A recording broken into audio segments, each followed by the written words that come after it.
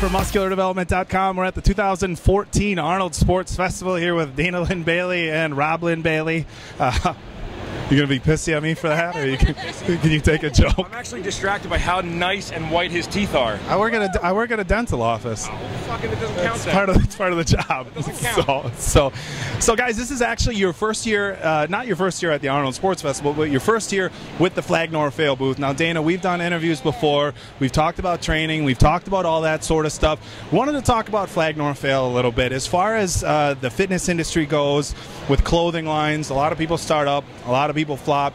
You guys have been extremely successful, and you kind of built this thing from the ground up. This isn't something that you inherited or some big corporate thing. It's something you guys started. You guys have turned it into what it's become. But talk to us about the beginnings. How did you get an idea for a clothing company? Where did you come up with Flag Nor Fail? I'm sure you went through a couple maybe ideas for different brand names, stuff like that. You know, did you start off with your own printing equipment? Did you go through a printing company? You know, give me like the inside track on the beginnings of Flag Nor Fail. You just asked me a lot of questions. Like 10 of them all in one. Holy shit! All right. Social Security now.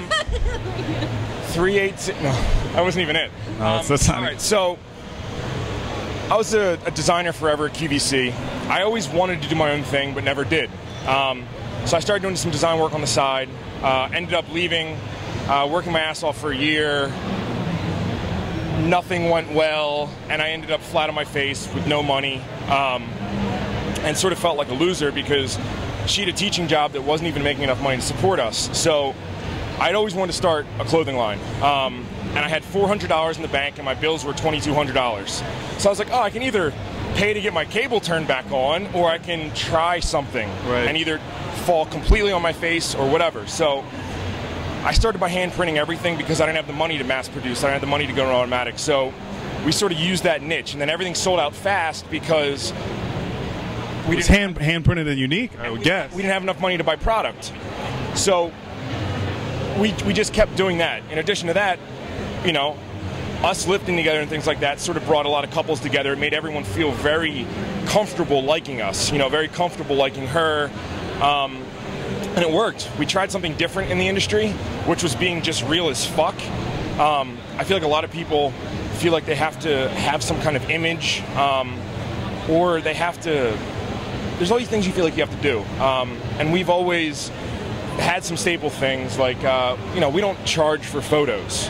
And everyone says, well, how much for this photo? It's like, dude, it's fucking free. If you're going to stand in line for 5 hours to get a photo with her? We just talked to one guy. It's a guy right over here. He's been waiting in line for 2.5 hours. He's finally at the front. So obviously the fans love what you're doing. To do that, it's free. I mean, I think it's a kick in the teeth to charge someone for a photo with a logo on it that they just waited 3 hours to get. Like, no, fucking give them a photo for free. So anyway, we went 2.5 years ago, the $400 investment.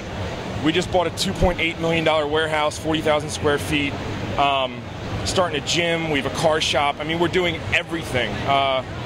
We're not sleeping at all. Right, yeah, as we've been following. Really bad right now? I had somebody come up to me before. The first ththing they said to me is like, oh, you look really tired. I was like, thanks. But no, you don't look tired. Well, you kind of always look, never mind. I always look bad. No, I'm just giving you a hard time. No, at the warehouse now, I'm a car guy. Yeah. And everybody who's following you sees the speed shop stuff. Talk to us a little bit about the speed shop. What are you guys are doing out there, other than putting 300 horsepower in a little CRX? I've seen that. Well, now it's up to 350. 350 CRX. I'm gonna run on people. So what's with the speed shop? Just a side hobby or a business as well? There's a lot more to us. There's a lot more to us. Everybody knows I have a record out.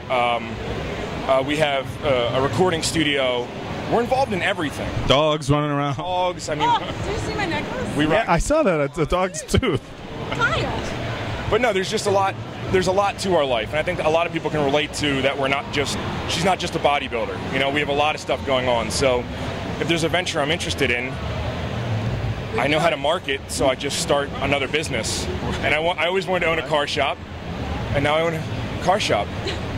That's it. You know how to market. You know how to market yourself. Obviously, you marketed Dana really well. Probably, and by no means is this a dig, but you're probably the most well-known guy in the fitness industry who hasn't competed, and again, and no, don't laugh. I don't mean that as a dig. I was thinking about like how would I say that without it coming across like an insult. But as far as people who, who haven't competed, never been on stage, but is well known in this industry, Rob Baily's got to be at the top of it, and it's a cool. So I don't have any need to kiss your ass, man. People think I do because you're scared of me. Yes, that goes back to the internet fight.